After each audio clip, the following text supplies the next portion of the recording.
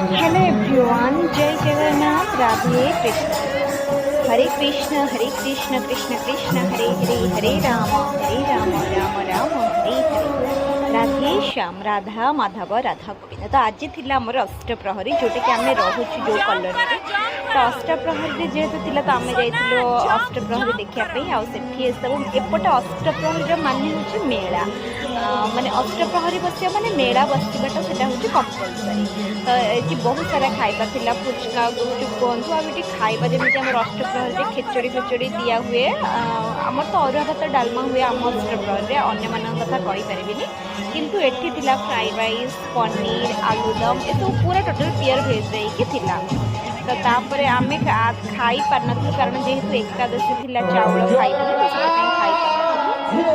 आम आसलु आइसक्रीम खावाई। आम मैंने आइसक्रीम खाइले और एत जोर साउंड होता तो मो कान पूरा फाटी होता। मुझे कहली चल साड़ी जावा।